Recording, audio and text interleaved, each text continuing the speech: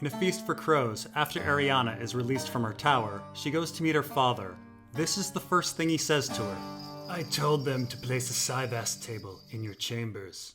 Who was I supposed to play with? Yourself. Sometimes it's best to study a game before you attempt to play it.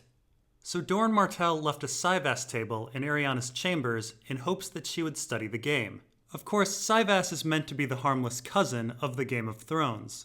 And I'd like to focus on that line. Sometimes it's best to study a game before you attempt to play it. Doran Martell is said to be a deliberate man, a man who weighs the consequences of every word and every action. So we should probably look at the other objects that he left there deliberately for Arianna to study. The classic things that people study. Books.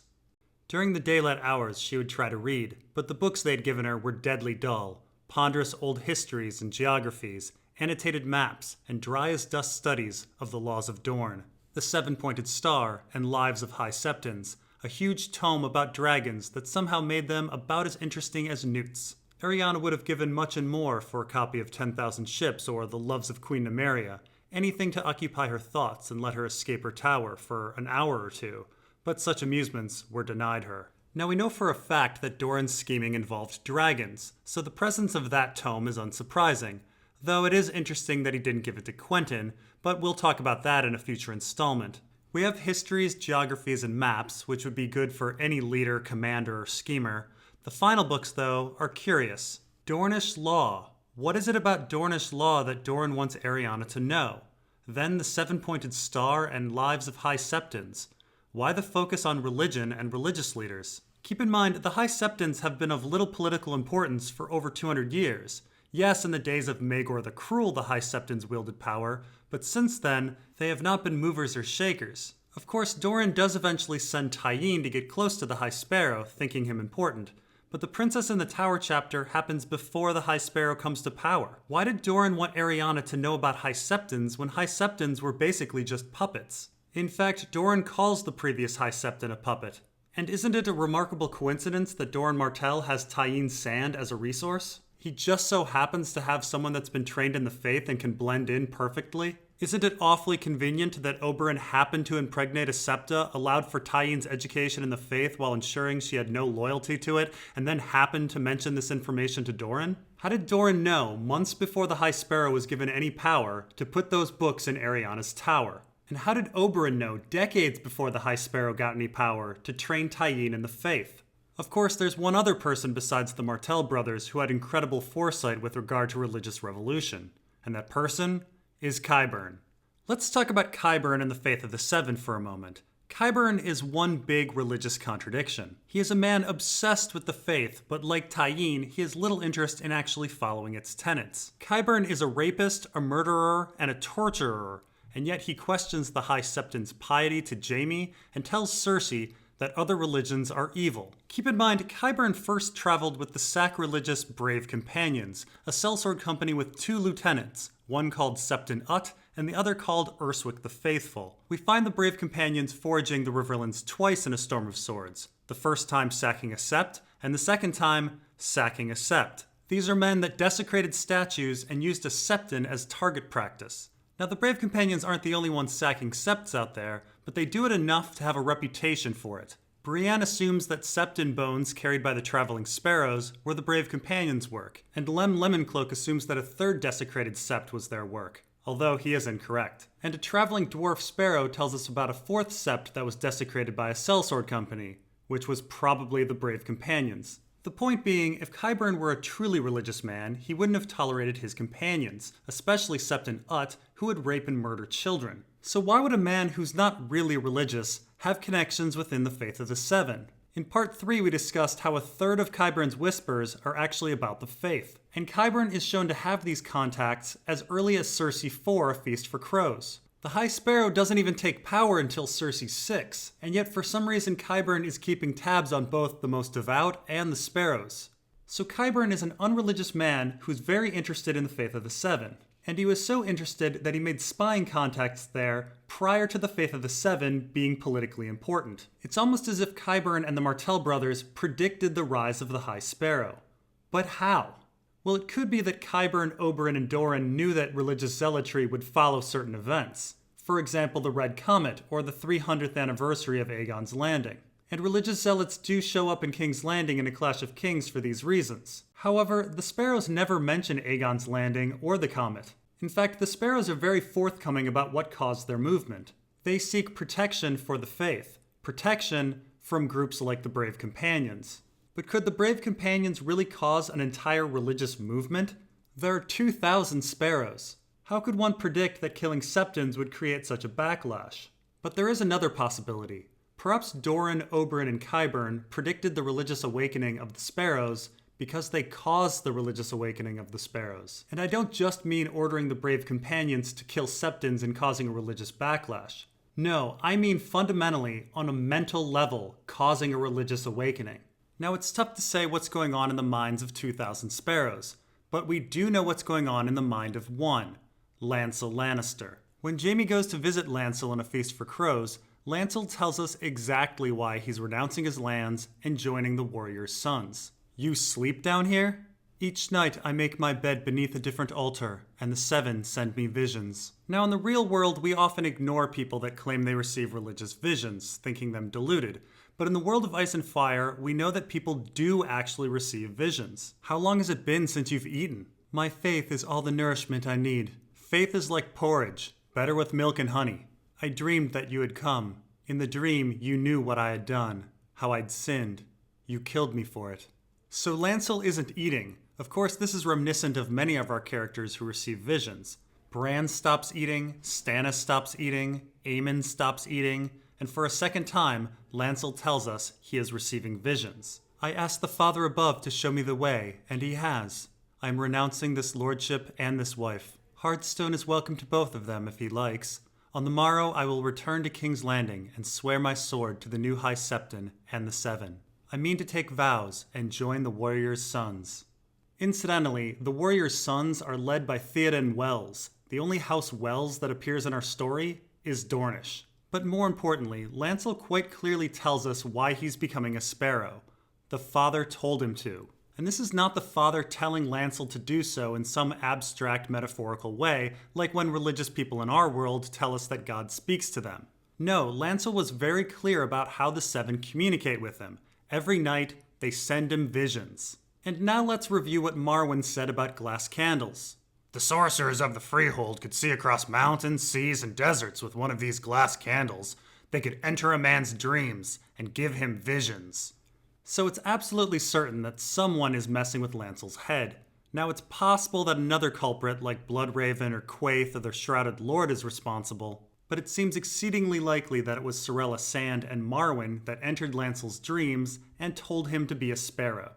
Now the most significant result of Lancel joining the Sparrows is that he confesses his sins to the High Sparrow and implicates Cersei in regicide. This is kind of significant as, even if Cersei were not arrested for all of her misadventures in A Feast for Crows, she would have been arrested anyway.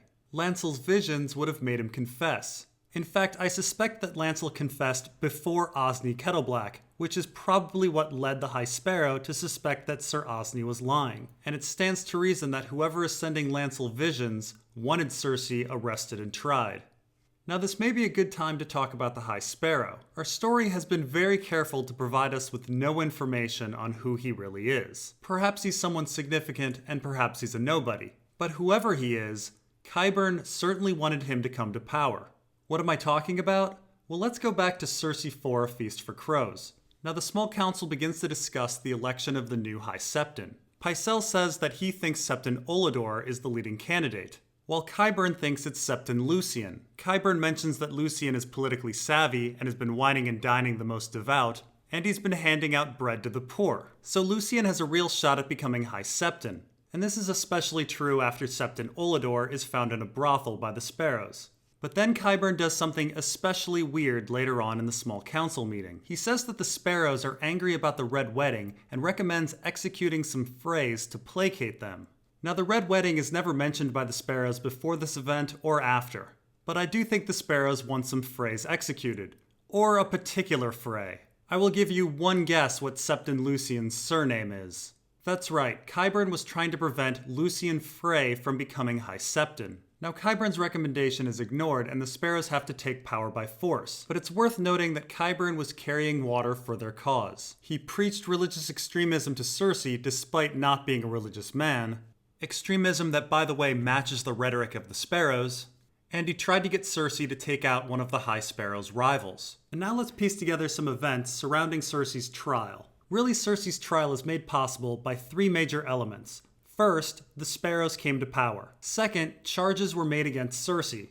And third, Sir Robert Strong was chosen as a champion. Now, the primary reason the sparrow movement came about and was armed was because septs were being attacked. And while the Mountain's men and the Northmen played their part, it was primarily done by the brave companions. That is, Qyburn's sellsword company. And we know to some extent someone was sending visions to people to convince them to become sparrows. We know someone was sending visions to Lancel, and Cersei describes the warrior's sons as drunk on gods. The most likely vision sender would be Qyburn's comrade, Marwyn. And of course, this vision sender is also the one that convinces Lancel to confess and gets Cersei arrested. Yes, Sir Osney played a role, but he wasn't really needed. And finally, Cersei's champion came about due to Dorne and Qyburn eliminating Kingsguard, as well as Oberyn and Qyburn creating a monster. But why go through all this trouble? What does Doran gain by putting Cersei on trial? And why force her to use a champion that will probably win? Well, Lady Nym tells us in the Watcher chapter. She tells us, "If Gregor Clegane is alive, soon or late the truth will out.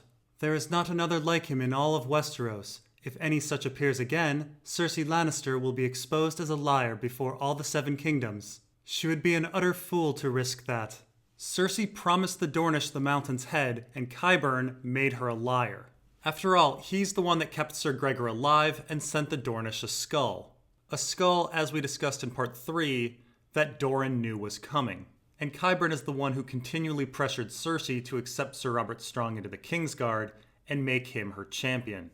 Okay, so say Doran outs Cersei as a liar. So what? What happens next? Let's go back to Doran's discussion of Cyvasse with Arianna. Sometimes it's best to study a game before you attempt to play it. How well do you know the game, Arianna? Well enough to play. But not to win. My brother loved to fight for its own sake, but I only play such games as I can win. Cyvasse is not for me. So Doran wants to win the Game of Thrones, and in all likelihood he wants even more. As we discussed in part 1, it's likely he wants full Roynish restoration. So we have to ask ourselves, what is a winning move? Marrying Aegon or Daenerys? Because the last intermarriages with Dorne didn't work out so well for Dorne. And it should be noted that intermarriage and then war is what Queen Nymeria did. But the story of Queen Nymeria is not given to Arianna in her tower. Remember, Dorne is dying, and playing second fiddle to the Targaryens, Blackfyres, or Lannisters is not a winning move for them. A winning move, though, may be Dornish law. Tyrion believes that Cersei may be amenable to Dornish law because it would make her Lady of Casterly Rock, and having Myrcella be queen over Tommen is a wash. However, I do wonder if there's a trick in that.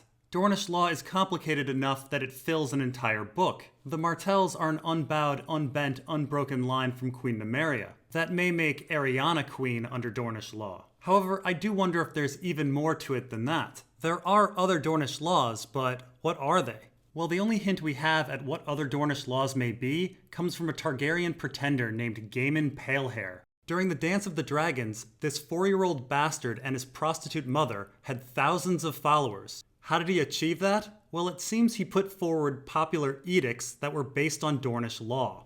One decree after another came down from the House of Kisses, where the Child King had his seat, each more outrageous than the last. Gaiman decreed that girls should henceforth be equal with boys in matter of inheritance, that poor be given bread and beer in times of famine, and that men who had lost limbs in war must afterward be fed and housed by whichever lord they had been fighting for when the loss took place. Gaiman decreed that husbands who beat their wives should themselves be beaten, irrespective of what the wives had done to warrant such chastisement. These edicts were almost certainly the work of a Dornish whore named Sylvana Sand, reputedly the paramour of the king's mother Essie, if Mushroom is to be believed. So it seems that Dornish law has to do with human rights and social support from the state, the very same things that disrupted monarchy in Western society. So it very well may be that Doran wants to use Dornish law to get the support of the small folk. And it very well may be that Doran is looking even bigger and looking for the destruction of feudalism itself. That, after all, would be real justice. and we'll be talking about justice and Oberyn's trip to King's Landing in Part 6.